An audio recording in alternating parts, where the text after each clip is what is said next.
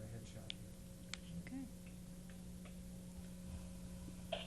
Okay. Okay. Good evening. Nan, you just want talking for audio, or do you want? Okay, Philomena, go.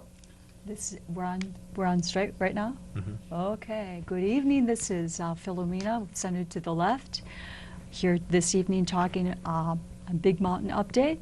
Here with Storm that's just recently come back from Big Mountain with resistors in Arizona, the Diné. Last program we were speaking with you with Stephen Gray Morning with the University of Montana Anthropology Department, as well as the Indigenous Studies program. And he was pretty much giving us an update on the historical overview of the Diné Hopi supposed land dispute. And Storm, you came back recently. Could you let us know what was going on down on the reservation with the resistance? I was there during the course of the second week of March, and there were a number of difficulties that were already inherent in the situation, and one of them was that it had been a very warm, dry winter. So there was problems with them being able to take the proper care of their livestock. Grazing. This is the time of year when the shoots come up, the animals need to feed. These are people, the Diné people are traditionally sheep and goat herders. They need to keep these herds healthy. This is a significant source of their income. It not only provides them with food, it provides them with the wool, which they make the Navajo rugs with. The Navajo is what people at large call these people. They call themselves the Diné, and Diné means people who walk the surface of the earth. They used to be hunter-gatherer people. Now they, since the Spanish came in the 1500s, they've taken up sheep and goat herding. These livestock are really, really important for them to sustain themselves, both as food and as a commodity. And so this is also lambing season. This is when the goats and the sheep have their young ones. And it had been really dry, and so there was some difficulty with that. And consequently, along with that, the people that have been harassing them, the Bureau of Indian Affairs and the Hopi Rangers, have stepped up their harassment on terms of the livestock regulations that they're trying to impose upon these people. These people need to maintain herds of a certain size in order to sustain their families. That makes things rather difficult when the Bureau of Indian Affairs and the Hopi law enforcement are coming along and imposing these arbitrary limits on the number of sheep and goats that they can have, which are specifically designed, don't let anybody kid you, it's specifically designed to cripple them economically and to force them into ways of living that they're not interested in living, most of them. So when I was there, the impoundments and the harassment had stepped up. An interesting thing that was developing down there was that a number of people who had signed this so-called accommodation agreement, which doesn't accommodate anybody and people really don't agree with, were also being harassed. They were being, it seems that these restrictions on herd size are being imposed on a whole lot of people. So this isn't just an attack on people who are resisting the accommodation agreement, it's an attack on people who are living a particular way of life. Now in the last month or so, it's gotten a little bit wetter. There's been some precipitation down there. That's eased the drought conditions a little bit. That's very, very well timed because it is lambing season, and the number of lambs and kids that are born into these herds is really, really important. It's particularly important to the grandmothers who take care of them because they recognize the economic factors in the during the birthing season and what that birthing season represents. So. But at the same time, it seems like as the days get longer and warmer, the harassment seems to be stepping up as well. I suppose we can probably slide over to Ashley here for a little bit. We have here on the phone with us another individual who spent a considerable amount of time down there this winter, a lot more time than I have actually. She actually departed from there roughly the same time I did, and she has her own story to tell. Her name is Ashley. She's on the phone here. And Ashley, I'm going to go ahead and turn this over to you and let you go ahead in your own words for a few minutes, and then we may prompt you with a few questions in a little while. Are you there? Uh-huh. Good. Yeah, the situation that I experienced was just pretty much some really wonderful people that are trying to be self-sufficient that are being denied their way of life. These laws are set up to keep the herds to a small size so that they can't be self-sufficient. The family I stayed with now has about between 20 and 30 sheep and goats, and that's including the entire family with kids and everything. The elders take care of the kids' animals. They only had about 20 or 30 sheep and goats and 2 horses, and that's like a considerable decline from when they were younger. I talked to some of the kids that are now at about 40 years of age that they can remember back when they were younger, about 10 or I guess like in their childhood, having about 200 or 300 sheep and goats. All the kids had their own animals, had their own horses, had all these different things to take care of, and now they don't have anything. They're forced to go work at the mine to replace what they lost in the sheep and the goats, and they're pretty much just trying to stay alive and stay what they know is right. Alice is the woman that I stayed with, and she grew up on the homeland that she's living on now that she's trying to protect. She grew up there, has lived there her whole life, and for the past 30 years, the mine has been about 5 miles away from it, and so her and her family every day hear explosions from the mine, feel the blast from the mine, see clouds of dust coming from the mine. They're forced to work at the mine because they can't get their livelihood anywhere else, and it's just a real shame because the main thing is they can't live the way that they want to, and they believe that their way of life is to protect the earth. They live with the earth, you know, and get the power from the earth and give power back to the earth. And with the mine so close, they can't do that. I mean, that's a destruction of the earth that they're trying to protect. Yeah, on a global scale, too, that's a tremendously large mine site. Yeah. Yeah, I'm not real sure about how big most mines are. And they're also running the slurry line at the mine, which is one of only 2 slurry lines in the world. And this one I have heard, I'm not quite for sure, but I heard that it's run illegally. And I know the weekend before I left, the mine had a problem with the slurry line. I guess something might have gotten caught or they wanted to clean it out. And so the whole mine closed down except for the slurry line. And they were continuing to pump the slurry line with nothing running through it. They were just wasting all that water. Right, it's groundwater from below the desert.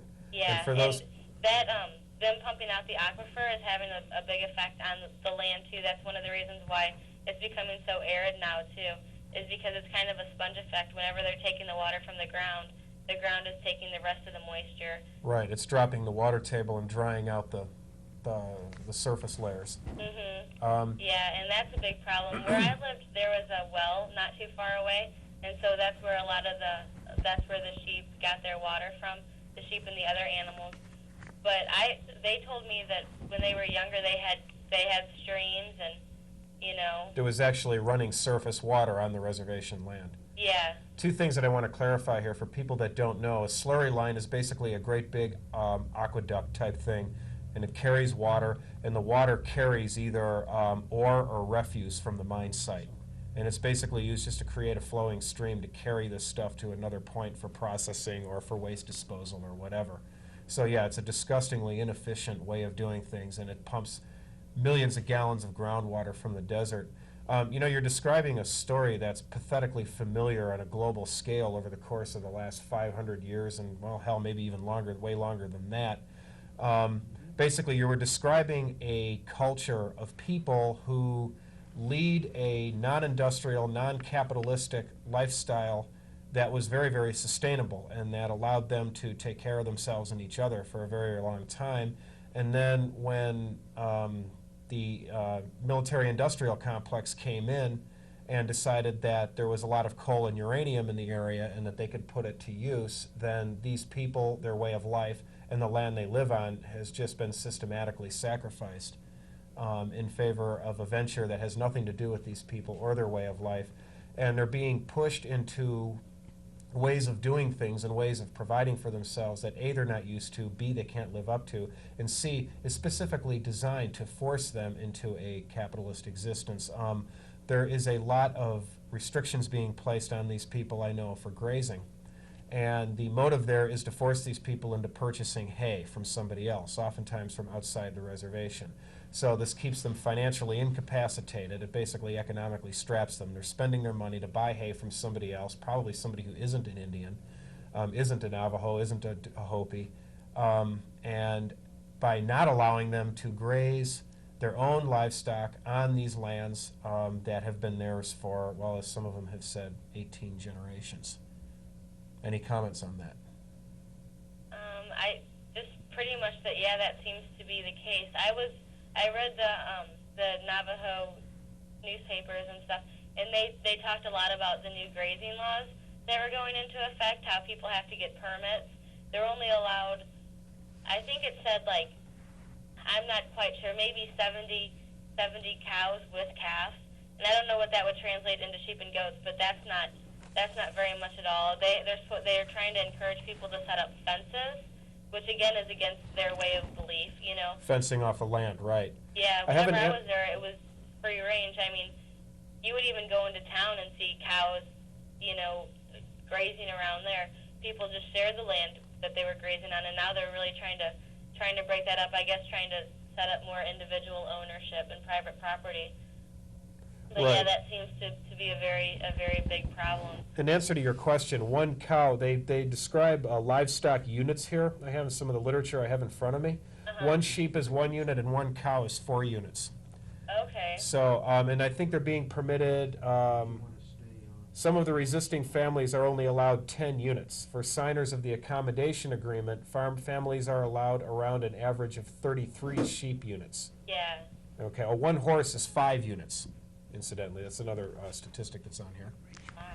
And also, something else that I wanted to point out too as well, and this is something that you don't hear much about in this situation, is that the cattle industry is watching very, very closely what happens here. They're very much in support of the proposed expansions by both the mining companies and the uranium companies there, because then that will open up, what they want to see is the sheep and the goats removed from the land, and they want to be able to graze corporate cattle onto the land, and these companies have been contracting non-traditional Hopis who have been grazing their own cattle to give up grazing their own cattle, maybe by selling their cattle to the corporation and then subcontracting themselves out to herd cattle for the industry, as opposed to their own herds of maybe 30 or 40 cows.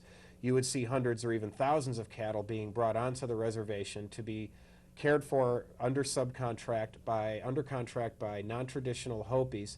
And if you've ever been on the reservation, the 3 of us here have, but others that haven't, you'll note right away that it's one of the only places in the state of Arizona that hasn't been absolutely hammered by corporate cattle grazing.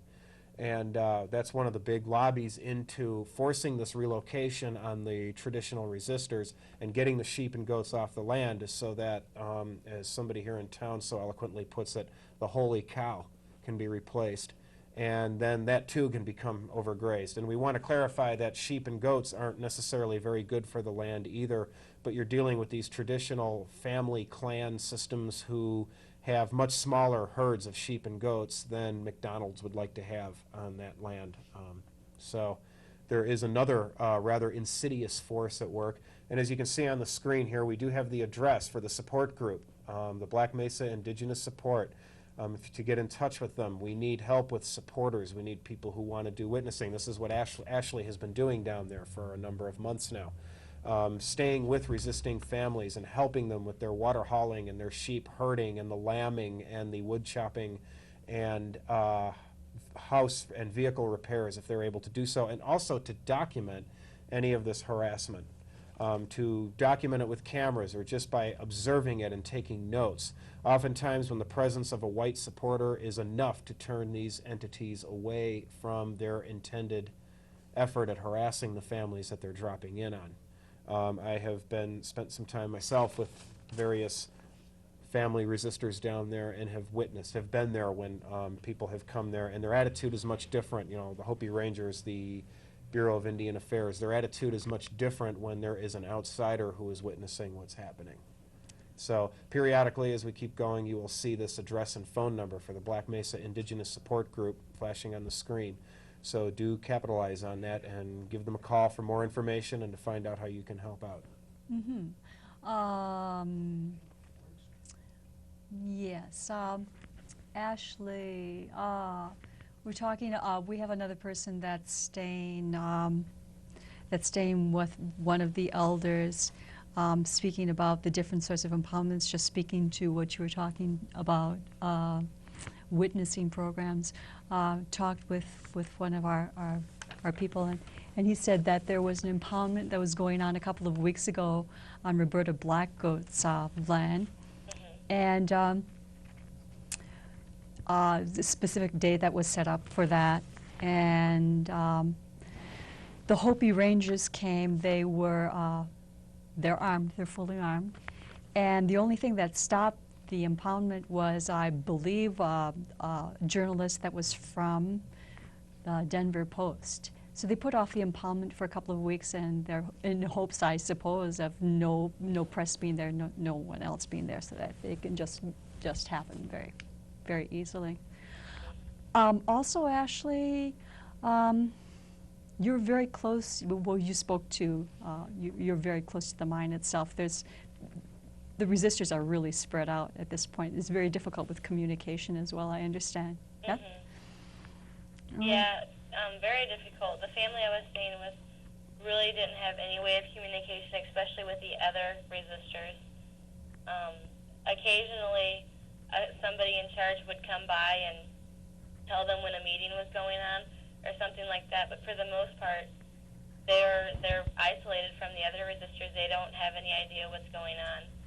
There's been talk that we want to try and get CBs down there so that they can have better communication amongst themselves, and maybe police scanners, because when I was down there was a an impoundment scare pretty much the whole time. A bunch of people got impoundment that said that that the impoundment would come this day, and it might not have ever came. But they're also good for, I think, maybe a year. And the people that didn't even get the impoundment notices were scared because in the past they have gotten their cattle impounded illegally. And a scanner would really help out, just so that the people would know where the impoundment is, at what time it's going to come or whatever.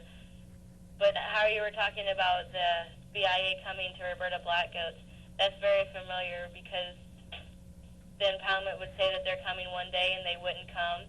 Nobody really knew for sure what they were going to do. It seemed that they got people by catching them off guard. Psychological warfare. Yeah. Yeah, that's exactly what they're doing. And what they tend to do in these situations is when they'll impose a date, they'll set a date in which all the resistors have to basically stop resisting and sign some ridiculous agreement to sell out their lands and their homes and go live downstream from one of the world's worst Superfund sites. They tend to, they will set a date, and a lot of supporters will come from off the reservation to help them out, and all these supporters show up and they back off. And then after a while, the supporters float away and they set another date. It's definitely an attempt at wearing down any opposition. They have the money and the resistors don't. They have the time and the resistors don't, and that's what they're counting on. That happened. I know the Babbitt Lanes got a couple livestock and confiscated. I think maybe a horse and a cow. It wasn't very much. They brought 8 impoundment vehicles though to get all of their animals, and they only got a horse and a cow. But they told the Babbitt Lanes that they would be back the next day to get the rest of the animals, and so supporters went over to their house and waited, and they never came back. What you said earlier about radio communications was very, very crucial. Police scanners, yes, definitely, and also some kind of radio communications between all the resisting households so that people can keep in touch with each other and let each other know what's going on at the time that it's happening, because, as you well know, another difficulty there is word tends to travel around over a period of time via word of mouth, and stories grow in the telling, and trying to dissociate the factual information from the rumors and the gossip and the tall tales and all the things that get blown out of proportion is one of the things that makes any kind of coordinated resistance among these people there that much more difficult. So networks of supporters are really important, and networking these households through radio communications with each other. And it, coupled with police scanners, would be vitally important. So I guess, yes, this is a pitch that I'm making to anybody who's listening to this program who can help us out with such kinds of communications equipment would be very, very well received. Yeah, I think that that's very important. Like I said, the family I stayed with was really out of the loop of communication. They didn't hear very much. They didn't know much what was going on unless somebody came over to the house and told them. So they really need that. And also, the food situation down there is really bad. They're getting USDA government issued food that's also very, very bad for them, and it's making them sick. They eat really bad diets. Mutton is a pretty healthy thing for them to eat. They know where it came from and what it grazes on and how the life of the sheep is. But most of the food that they eat isn't mutton, and they eat a lot, like fry bread is really bad for them because it's, fried flour, and they eat a lot of cheap pork and things like that. And food, I think, would be a very good thing to maybe start doing something better for the permaculture project. I think that that's doing something very good if we could get more of them interested in it, because they need to eat better. Yeah, there has been a concerted effort on a part of people there to bring more people into the permaculture project's umbrella.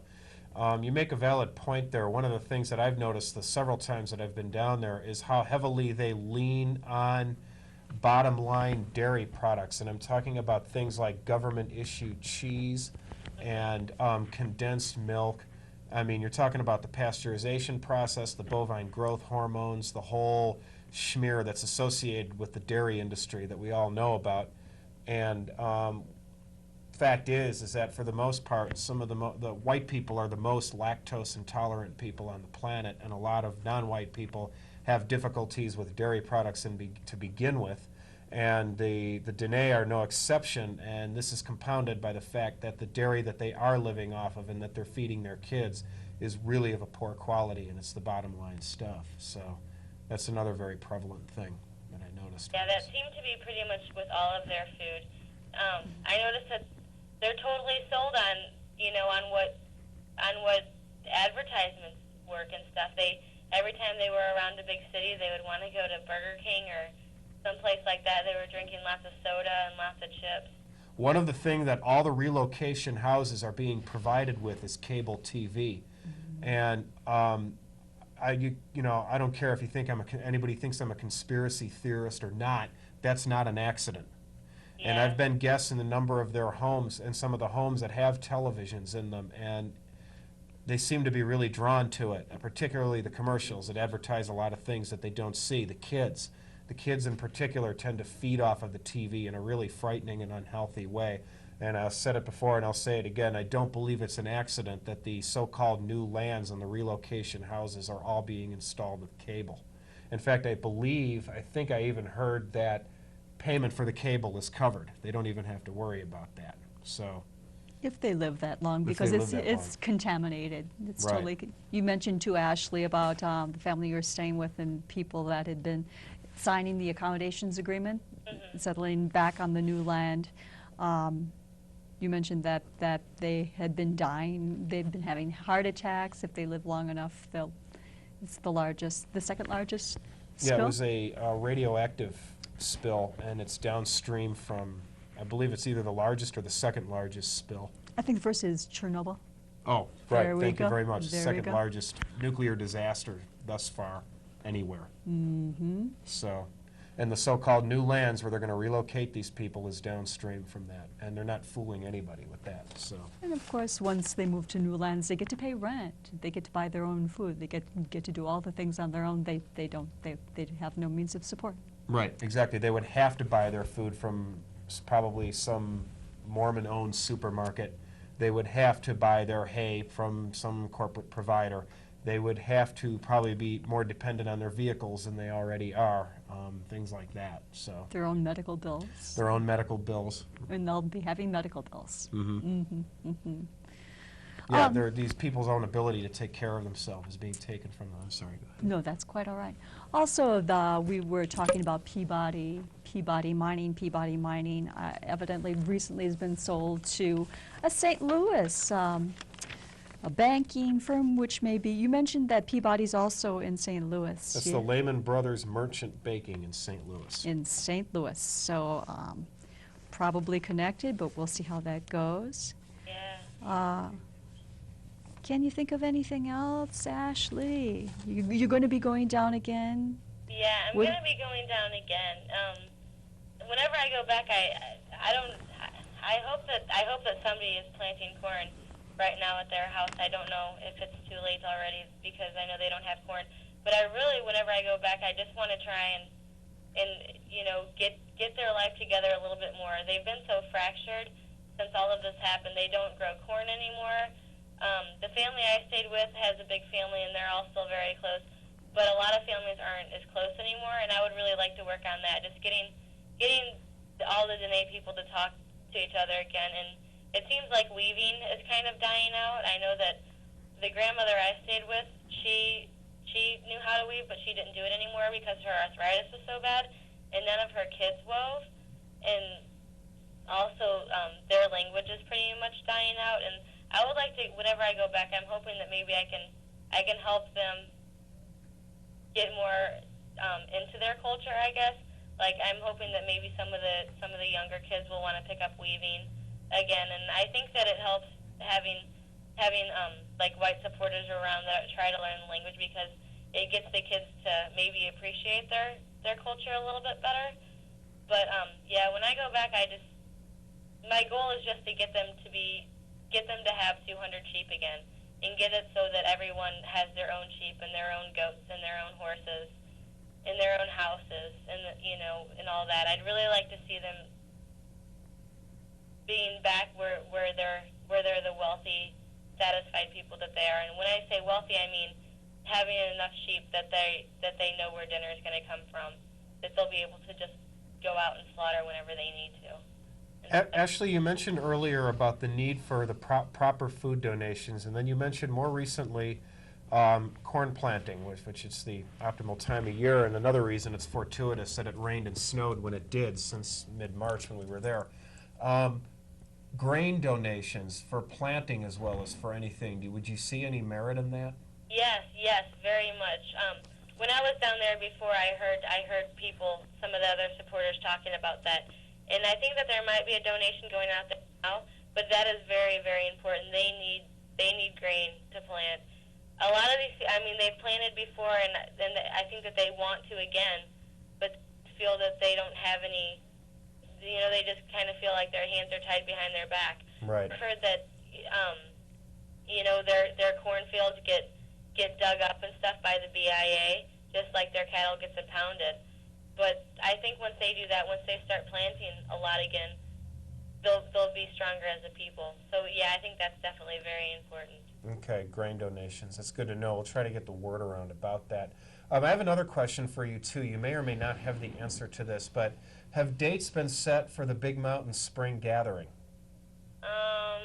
You mean the Sundance or? No, the annual Spring Gathering. I know that it's often been anywhere between March and June. I was there in '96, and it was Memorial Day weekend. It's been an annual thing since the '70s, I believe. Oh, yeah, I don't know. I haven't heard anything at all about that. So I would be interested in anything you have to tell me about that, because I don't know anything about it. I know a little bit. The last I heard, I was talking with some people that are up here connected with down in the reservation, and they were talking about having at this point to get a permit from the Bureau of Indian Affairs for Camp Anime to actually do that, so they weren't really sure when the day would be, but it would be very good if this would be happening right around the 25th or 26th of this month, because that's also coinciding with the 90-day, some might say eviction notice that actually happened. So I believe that they were saying that it might be right around the 19th, 20th. They were thinking, but they were hoping.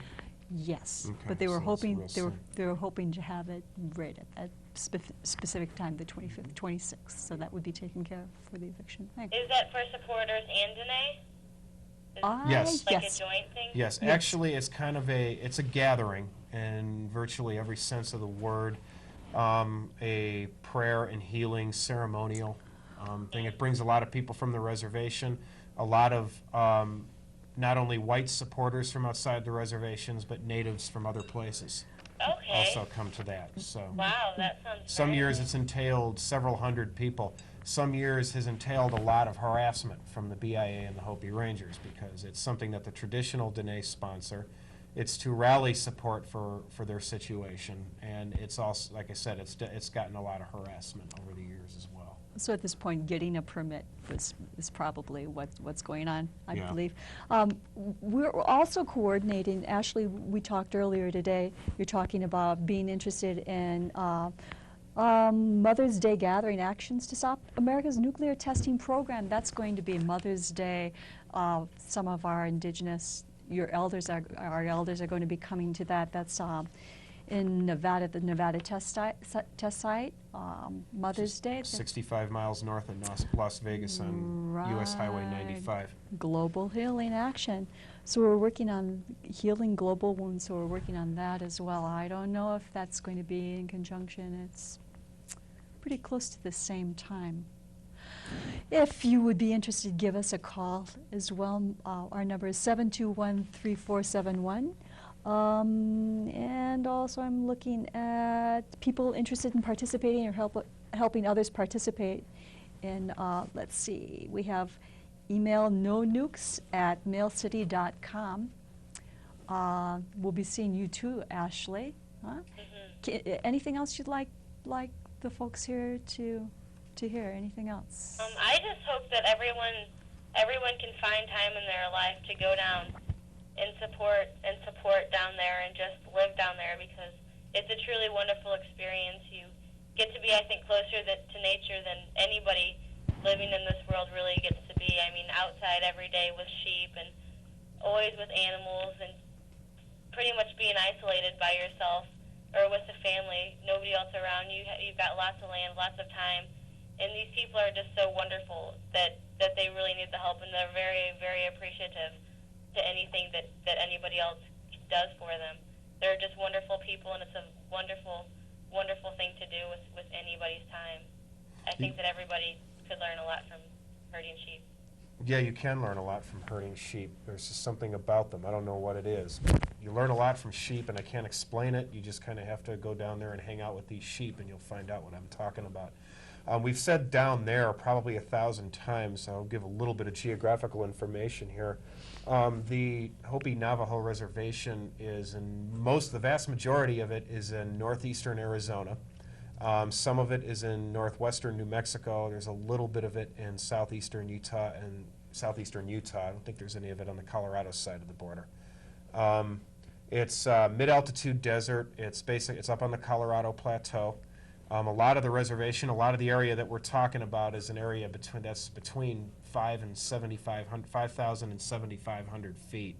You're talking about a place that has cold nights in the spring, or in the fall, winter, and spring, many cold days. It's very, very hot in the summer, and it's very, very hot in the summer, and they can have very mild weather in the winter. They can have very cold weather in the wintertime.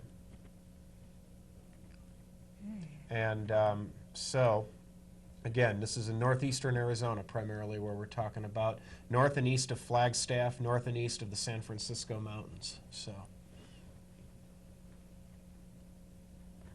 Okay, we're just checking on hand signals here. Okay. Ashley, we should probably let you retire at this point, unless there's anything you want to tell us. Yeah, I'll be in Missoula probably in about 2 weeks, and I'll get in touch with you, because I would like, if you're going to do another program, then I'd like to think about it and prepare a little bit more and help you with it. That's really good to know, because I think another program is going to be in order in a matter of weeks anyway. So Okay, thank you very perfect. much. All right, well, have a good night. You too. Bye-bye. Thanks, Ashley. That was Ashley Ross, who spent a significant amount of time on the Navajo Reservation this wintertime doing support work for Diné resistors. I wanted to point out something here that hasn't quite been discussed yet. We talked about the corporate colonialism and its effort at trashing a culture and a way of life, right along with the land that the people in question live on. The other thing that we're looking at here is the fact that the Peabody Coal has framed this, and they've done this very, very deliberately, as a land dispute between traditional peace-loving Hopis and marauding Navajos. Hello. There we go. That's a very, very convenient thing. It's not an accident. I've actually heard that they had hired a PR firm, much as the Kuwaiti government did during the Gulf War, in the months leading up to the Gulf War, to basically sell this land dispute to Congress in order to push through the appropriate legislation that's going to force the relocation so that the coal and uranium companies can go down there and trounce on the land the way that they do so well. And I'm going to read an excerpt here that one of the resistors, one Lawrence L. Cece, he wrote this piece called "I Haven't Relocated," and he discusses a little bit about his experiences and other people's experiences down there. And this is what he has to say about relationships between the Navajo, or the Diné, I should say, and the Hopis. Now, bear in mind that the Hopis and the Dinés have lived in peace, coexisted peacefully on the same part of the earth for many centuries. Okay. My mom said that when she was small, she used to live about 5 miles south of where we used to live, close to Hotavilla. Now, this is a Diné family, and Hotavilla is a Hopi village. She used to stay there with my grandmother and my aunts. Then she and my dad got to know each other, and they used to stay out there. They had lots of friends who were Hopis. They used to talk with them. They used to do a lot of things with them, dances. They invited them to their houses. They used to bring each other food. There was a cornfield out there. They had a lot of sheep, too. They used to give the Hopis meat and trade it for cornmeal. Good friends. I didn't really get a chance to ask my dad a lot of things before they left. He used to say it's just that the young generation is causing all the problems, the young generation that's coming in. I have some Hopi friends in Tuba City. When they were having a Kachina dance, now a Kachina dance is a traditional Hopi ceremony, when they were having a Kachina dance, they invite me. I stay at their house. They tell me, make yourself at home. They feed me a lot of things. They have a feast when they are having dances. We just walk up to the Kachina dances, only in Tuba. I got to know some people when I was in school. When I go back, I stay at their house, stay in contact with them. So the Hopi and the Diné traditionally have been very good friends, and they still are. There's a lot of good relationships between the two. There's a number of families, Hopi and Diné families, that are married into each other. I'll go on here. They don't really agree with the land dispute. He's talking about the Hopis' feelings about this alleged land dispute that they're having with the Navajos, or the Dinés. The main thing that they tell is that they don't like the Hopi Rangers. Sometimes when the Rangers are in a Hopi village, they throw rocks at them. They don't like the Hopi Rangers at all. They don't really allow them to go into their village. They call the Rangers troublemakers. They say the Rangers are creating all the problems. That's what they say about the Rangers. They just encourage me to stay out there and keep resisting. They tell me to stand up. In the past, they say their grandmothers used to have a lot of friends with the Navajos. They say the Navajos really helped them out when they were going through hard times. They say that it's not right either. This land dispute is not right. So it's obvious that the story that the public at large is being given, that this is all the result of a land war that's going on between the Hopis and the Dinés, is a bunch of crap. It's a bunch of corporate propaganda designed to get the public at large to support any move on the part of the BIA and the Hopi Rangers to move these people away from their traditional land. The Hopi Rangers is a non-traditional Hopi, basically a pseudo-law enforcement agency. They're very, very heavily armed. They drive late model 4x4s. They're basically, in a lot of ways, in my own personal experiences with them, and I've had a number of them, are cop wannabes. They're kind of scary because of that. There's a lot of machismo running around there, and it's not being properly directed. So they have the potential to be very, very dangerous people. So it's really interesting to hear this testimony from a traditional Diné resistor that these Hopi Rangers are not at all popular with the traditional Hopis. In April of 1996, there was a very important, a very intense, and a very secret meeting that took place between Hopi and Diné grandmothers to discuss this situation. The grandmothers hold sway in those cultures, and the grandmothers are in charge of final decisions about affairs that threaten entire families and the entire tribe at large. And when Hopi and Diné grandmothers get together to converse like that, I don't even know what happened. I don't know what was said. I don't need to know. The very fact that that happened is significant and history-making. Again, there is the address and the phone number for the Black Mesa Indigenous Support Group. So those are the people that you want to get in touch with to throw in your support if you have any support that you want to put into this effort. The Black Mesa Indigenous Support is made up of a group of primarily young people who are college age. They work very, very hard. They're managing to accomplish a hell of a lot with very, very few resources. I was really impressed with their operation down there. So that phone number, incidentally, is a voicemail, so be aware of that. You can leave messages there with contact information of your own, and they will get back in touch with you to discuss what it is you want to find out and how it is you want to help out. Okay. It's my understanding, I don't have the name of the public relations firm that souped up the land dispute. It is the same company. It is the same public relations firm that did the infamous Gulf. Oh, the Gulf, selling the Gulf oil. Holes in Knowlton or something like that. Yeah, or same. Knowles and Holton. What do you know about that? Hard to believe. Okay, Storm. So maybe that's this section, this segment of our story. Yeah. Maybe we could be putting some more information together, speaking to some more people, maybe some local people that are connected with the reservation here, the reservation there. Okay. Okay. All right. We have some weavers that, weavers that are here, close by, that have been working for a long time with the Diné, the grandmothers on the reservation that will be going down there. They are going down there. I'm not sure. We'll be having in October a Diné rug sale here at the University of Missoula, Montana. Let's see. That's all I can think of right now.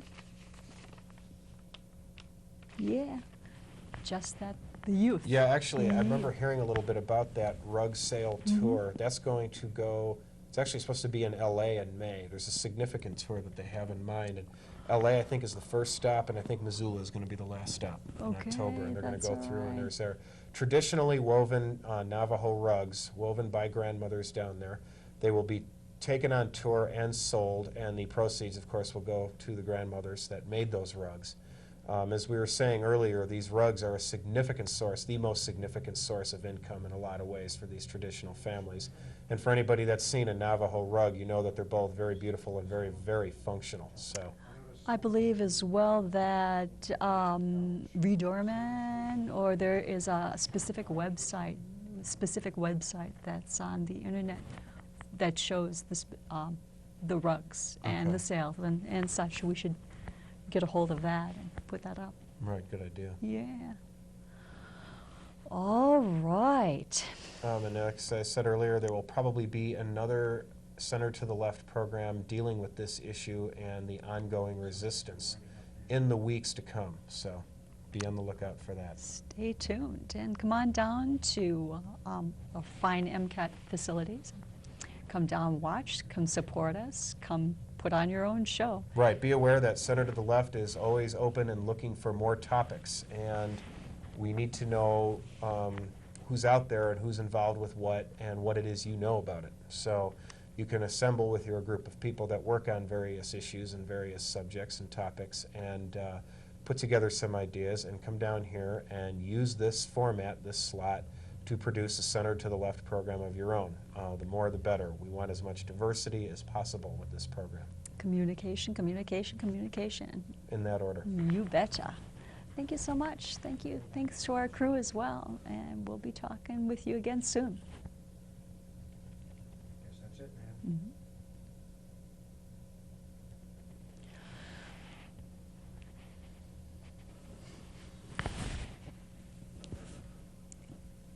All right. Guess that's it. How many minutes do we have? Which doesn't Good necessarily content, I think better than our last one. Oh, yeah. We did on Black Mesa. Yeah.